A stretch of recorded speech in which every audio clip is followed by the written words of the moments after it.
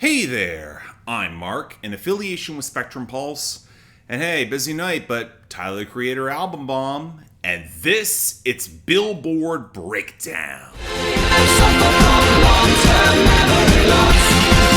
I don't remember. So look, I know full well that for the third time in the series, there's an election running at the same time as I'm putting together one of these episodes. I know your attention is likely elsewhere, regardless of where you are in the world. I know you're likely on edge, and I know episodes like this only have a limited capacity to move any needle. Hell, one of the benefits is that they help settle my stomach by giving me something with a hard deadline to focus on. I don't even live in the goddamn United States. At least I can say that this episode features a reasonably sized album bomb, and the project's actually pretty great for a change. That's a nice change of pace if you want a good distraction. But alright, let's get into it. Starting with our top 10, where for a nice boost, a bar song, Tipsy by Shaboozey, went right back to the number 1. And here's the thing, it's teetering on the top of the radio right now. But while sales and streams are down overall, it's got enough of a margin to be competitive for whatever might be coming. It might not fall off next week. It could actually compete for the record. Because right now the big competition is, and I've been predicting this, Die With a Smile by Lady Gaga and Bruno Mars up to number 2. And this was the week they made the bigger play on sales with strong enough streaming as is, but the radio's been stodgy. And if they can't keep up momentum there, it might not be enough. Either way, it leapfrogged Birds of a Feather by Billie Eilish at number 3, which seems like it hit a peak on the radio and streaming is down. Not exactly a good sign. But it's not like Espresso by Sabrina Carpenter is really in a position to pass it at number 4, as its streaming fell even harder despite having the radio edge. Then we got I Had Some Help by Post Malone featuring Morgan Wallen at number 5, a little bit more consistent streaming, but radio is nearing a freefall, and Lose Control by Teddy Swims at number 6, which just spent the entire week wavering on the radio. Just below it with slightly weaker streaming margins. But that takes us to our first new entry in the top 10, Saint Chroma by Tyler the Creator featuring Daniel Caesar at number 7. Now you can chalk this up to album bomb streams, none of this is getting pushed to radio, but the fact that Tyler accomplished this in a limited tracking week speaks to major upside across the board. It's legit impressive he can buck convention and still deliver. Hell, it was enough to knock back Love Somebody by Morgan Wallen significantly off the top to number 8.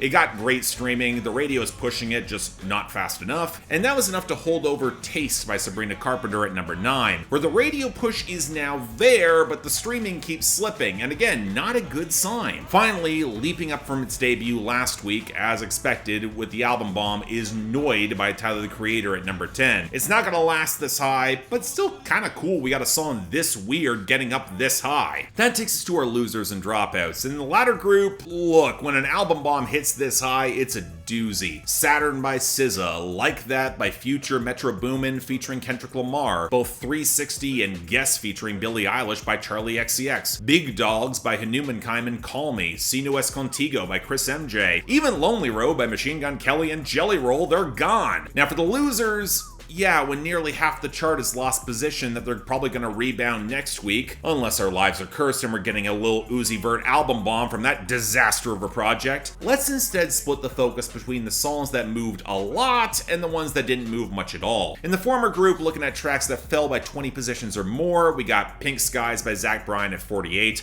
also saw 28 fall to 75, Kelani by Jordan Nedatunji at 58. He actually did get a remix with Kelani on it, and while it's better, it's still not good. High Road by Cole Wetzel and Jesse Murph at 60 is finally on its way out, good riddance. 25 by Rod Wave continuing down to 61. Pour Me a Drink by Post Malone featuring Blake Shelton at 62. Also had Guy for That with featuring Luke Combs at 80. Pink Pony Club by Chappell Roan at 64. Si Antes Te Hubiera Conocido by Carol G at 69. And La Patrulla by Peso Pluma. We also had Hold On by Glorilla collapsed to 83. She also had I Love Her with T-Pain at 91. Apple by Charlie XCX hit 89. From Big X The Plug, we saw 2 AM at 92 and Change Me at 100. Or What by NLE Choppa and 41 at 94. Nil by Fuerza Regida at 97. And Him All Along with Gunna at 98. Funnily enough, the latter group didn't move so much. It's even smaller outside of the top 10. And there, well, you got those most stable at the top, like Beautiful Things by Benson Boone at 11. Good Luck Babe by Chappell Roan at 12. Apartment by Rosé and Bruno Mars at 13, just slipping out of the top 10. Too Sweet Sweet by Hozier at 17, Please Please Please by Sabrina Carpenter at 18, Not Like Us by Kendrick Lamar at 19, and I Am Not Okay by Jelly Roll at 21. Then after a slight boost from the debut with Tu Boda by Oscar Maiden and Fuerza Regida rising to 22, we got Timeless by The Weeknd and Playboi Carti sticking around at 23, Lies Lies Lies by Morgan Wallen at 24, Hot to Go by Chappell Roan at 26, Sailor Song by Gigi Perez at 34, and What You Know About Me by Glorilla and Sexy Red unfortunately sticking around at 37. Outside those, you got a couple tracks claiming attraction at the very bottom of the charts. Mamushi by Megan Thee Stallion and Yuki Chiba at 68, I'm Gonna Love You by Cody Johnson and Carrie Underwood at 76, Residuals by Chris Brown actually gaining at 77, Close to You by Gracie Abrams at 93, Am I Okay by Megan Maroney at 95, and New Drop by Don Toliver at 96. So okay, what returned or saw gains in the meantime? Well, in the former, we had the expected streaming songs returning for Halloween. Thriller by Michael Jackson at 20, Ghostbusters by Ray Parker Jr. at 28, Monster Mash by Bobby Boris Pickett at 30, This Is Halloween by the Citizens of Halloween from The Nightmare Before Christmas at 38, and Somebody's Watching Me by Rockwell at 50. Now for gains, well, I already mentioned Noid by Tyler the Creator at 10, but the only other gain came off a debut from last week, and that's for That's So True by Gracie Abrams at 25. At least it's one of her marginally better songs, I guess. But again, we are in firm album bomb territory for Tyler the Creator, with over 12 new songs, which means I'm focusing on best, worst, and only those in the top 20, and that's still a considerable number. Outside of those, I Hope You Find Your Way Home at 65, Balloon featuring Doechii at 56, Tomorrow at 55, I Killed You at 46, Like Him featuring Lola Young at 45, Judge Judy at 40, and Hey Jane at 33. Man, a lot of great songs I gotta exclude there, but them's the breaks. But now on to a more reasonable list of new arrivals, unfortunately starting with number 99, No Pole by Don Toliver. Get my old plug, I get it in and go.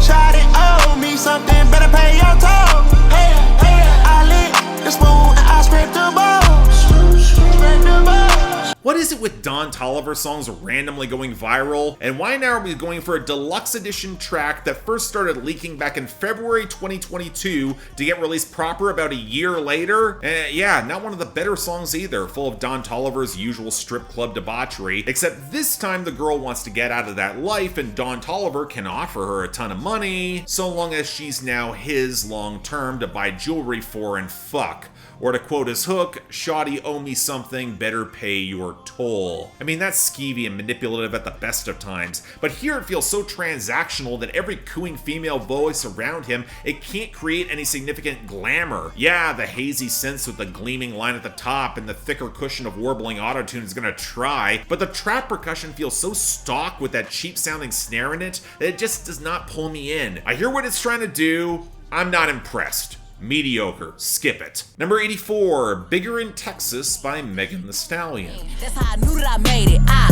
woke up looking this good. I'm in my prime. These niggas gotta get played. If these bitches ain't mad, I need to go harder. I can't let them think we the same. So look, it's not a new Meg Thee Stallion album so much of an expansion on the project she put out this summer that I liked, with this being the song to set it off. And you know, one thing I've been looking for Meg to expand on is her subject matter, or at least lyricism therein. So to get a very liquid, swaggering Texas rap jam with guitars and really well-balanced percussion sets a pretty good vibe. Even if I don't think Meg quite fits into modulating and fitting in that vibe, she could afford to sound more relaxed. But for this sort of Texas pimp song where she flips the angle on the disposable guy she runs through, what I like is that there's more distinctive detail to what she's talking about. Getting head while she's playing on her Switch, owning her own masters, a couple subliminal jibes at Nicki Minaj, and, yeah, okay, a couple punchlines that I find a little awkward on the second verse where she says she can hang anywhere like a testicle. I mean, it kind of works for the rhyme, but it's a weird line coming from Meg Thee Stallion, that's all. Overall, I'm not gonna say this wows me per se, it's not that far removed from Meg Thee Stallion's usual formula after all, but I do think it works. I'll call it a good song. Number 57, Heart of a Woman by Summer Walker. Is a heart of a woman, yeah.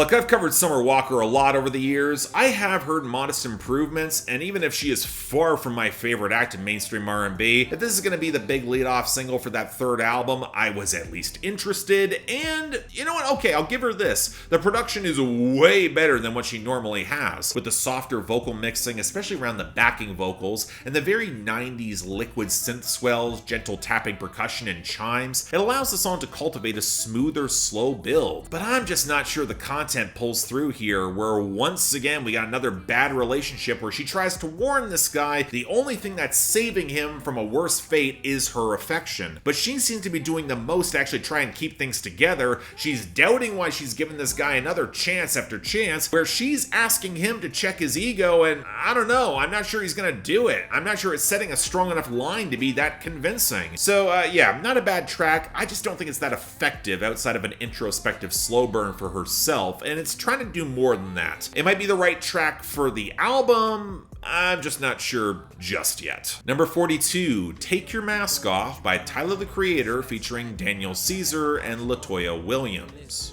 Gang that, don't let them know that you regret how you became that. A good kid, fine home, mom and dad in the pic. A little middle class money, every Christmas legit. Family trips, Ivy bound, and one day hit a switch.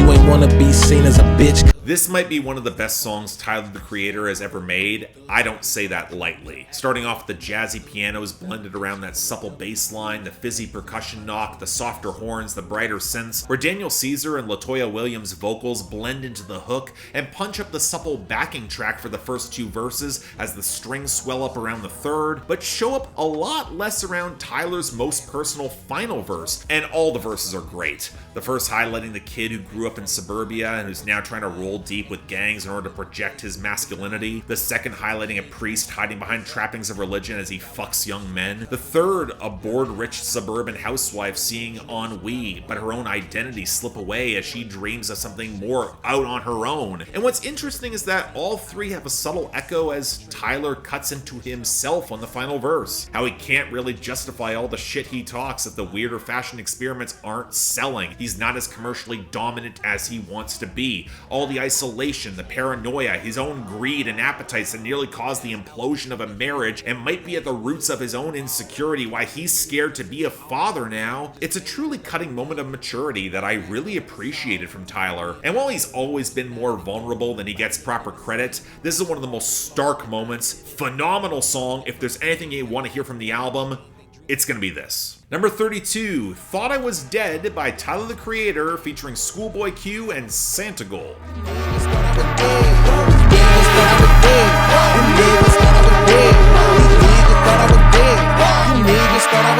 Whereas on the other hand, sometimes you just need a goddamn banger saturated with a clanking trap military drum line and fat horns. Honestly feels a bit oversaturated. I think Santigold could have been given more to do beyond punching up some of the backing vocals. But after setting the scene, breaking out of paranoia on the first verse with a couple references to previous albums peppered in, ScHoolboy Q's laid-back, exasperated humor leads to a terrific and hilarious verse where he just wants to get away from all the clout-chasing weirdos and play golf. And then Tyler doubles down. For the record, he's entirely in his right to diss Ian for being culture vulture trash, and as much as a scandalized online audience of white kids wants to point to his old material as the reply, Tyler just owns all of it. Times change. He did that shit back then, he's now going somewhere different. He's incensed at all the fake politicking around hip-hop that leads to the elevation of bad derivative art instead of looking forward. Expect better, do better. If anyone thought Tyler the Creator was dead and could not deliver this sort of intensity, yeah, prove them wrong. This kicks ass. Number 27, Disease by Lady Gaga.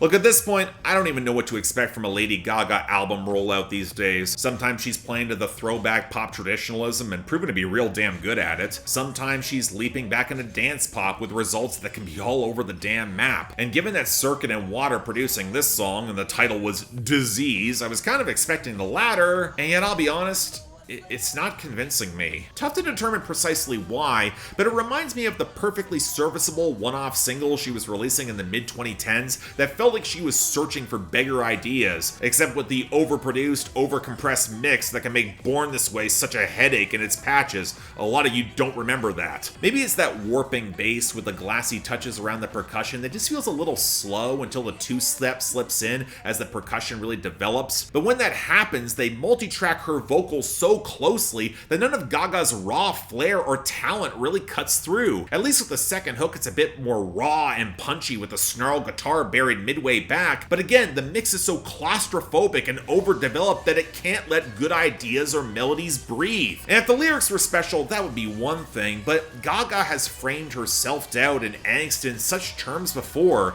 and the writing about curing that disease, it feels honestly kind of basic for her. There's no visceral or transgressive flair for her writing. Even for a pop song, this could have afforded to be more graphic or interesting. And yeah, I just don't think it works. Just because it's Lady Gaga doesn't mean it's going to be a good song, and I really can't get behind this one. Number 16, Ratata by Tyler, the Creator. That nigga bitch I call right back. Roll my windows up, rolling windows up. Biscuit ass niggas wonder how I got my jiffy up. Crib so damn big, I need a diaper and a sippy cup. Someone tells Zendaya she my favorite cause she hit me up. Alright, back to Tyler delivering the bangers, and this is a pretty great one too. What I like the most about this is that it reminds me a lot of the bangers from Call Me If You Get Lost, where the production would have felt bricked or messy, but when the bass feels so huge but it doesn't clip that grainy clank, the scratching, the keening synth, or Tyler's rapping, the mixing and mastering is improved considerably. I want to highlight that. And honestly, I was sold enough on that roiling groove, but when you delve into the content, the bars are in general pretty sharp. A couple of lines are a little off, like the crib so damn big I need a diaper and a sippy cup, or that homophobic slur on the third verse, but it's clearly running on flagrant energy with that trickster bravado that prevents Tyler from taking this that seriously. It's why how much money he has on him oscillates up and down so wildly, or how he's so clever to deflect from what's actually true about his hustle, and that contributes to the paranoia that transitions incredibly well into the next song, Noid. But in the meantime, you know what, maybe one or two more punchlines could have put this in the top tier, but the production does a lot of heavy lifting. I really like this. Check it out. Number 15, Darling I by Tyler, the Creator, featuring Tizo Touchdown. I keep falling in love. Keep falling in love. Forever still fall. The funny thing about Tizo Touchdown is that for all his image and antics, when he actually gets out of his own way to sing, he's pretty credible, especially as this song slips into synth-inflected acoustic guitars and pianos in order to match the stodgy popping grooves, and he has to back up Tyler's falsetto, which is far from my favorite range from him. I think I might actually prefer some of those squawking, pitched-up vocals, especially on the post-chorus that sets up the more restrained bridge that subtly shifts the key. Now, I do wish we could have gotten more than one rap verse from Tyler, but the one we do get is really good, exploring his struggle with monogamy as he gets older, as he struggles to find everything that he wants in one single partner, where there is a possibility he might just be stuck alone with his Grammys in the end, especially as the music is what he loves the most. Now, there is a darker side to all that, which is explored on the album, but at least in microcosm here, it's pretty damn good. Not my favorite on the album by any means, but again, still good. I'm gonna take it. Number 14, Sticky by Tyler, the Creator, featuring Glorilla, Sexy Red, and Lil Wayne. Sticky, bitches getting sticky. Yeah, if there's a song where I think it's gonna stick around, pun only partially intended, I think it's gonna be this one. The big guest features, it already seems like dances around it are starting to go viral on social media, and while I might complain that everyone minus Sexy Red could have used more than 4 bars, it's clear Tyler was looking to keep this economical, and hell, while Glorilla is the obvious standout on attitude and flair alone, Sexy Red was not bad here, and Lil Wayne handled his own. But what I was reminded a lot more of with this is Pharrell, especially in the production and cuts in the mid-2000s, where the blocky knock is paired with whistles, crowd shouting, off-kilter tinkles, synth squeals, and then the horns as the drum line erupts, at least until the song gets more ethereal and kind of graceful at the end. And with all that almost crunk energy, all it really needs is bravado. And while I don't love Tyler dipping into that upper register, the don't give fuck about pronouns, I'm that N-word and that bitch, it's a killer line. And even if the rest of the song doesn't have quite as many quotables, that "Nuck if you buck" line from Glorilla is probably the closest after him, if you know, you know, there is so much hammering energy that it still connects, or maybe just hits my nostalgia window. Again, not my favorite banger on the album, but it is gonna work, especially if you're around any sports arena and club in the near future. Just watch. And finally, number 7, Saint Chroma by Tyler the Creator featuring Daniel Caesar.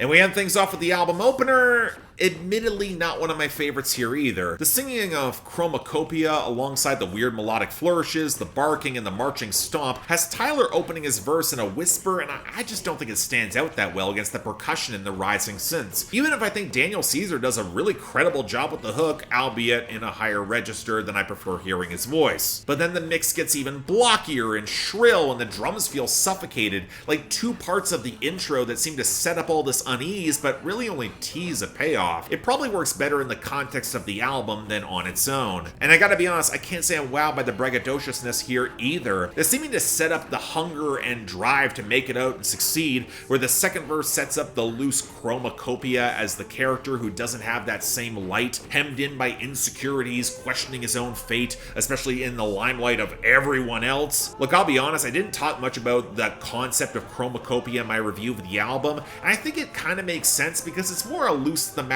framework with little bits of odd lyrical flair to support it, rather than linking to a narrative. And thus, for the songs that directly reference it, they feel kind of scattered and short on deeper meat. Now, I still think it's good. Daniel Caesar's hook is indeed really catchy, but again, not the strongest opening for the project. There are better on the album as a whole.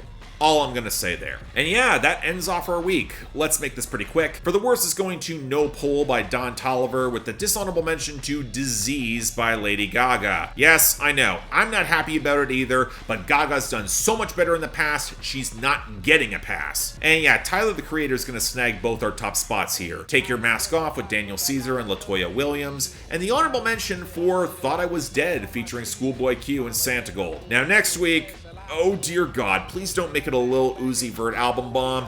Fingers crossed, let's hope for better. But until then, I'm Mark, you're watching Billboard Breakdown in affiliation with Spectrum Pulse, and I'll see you next time.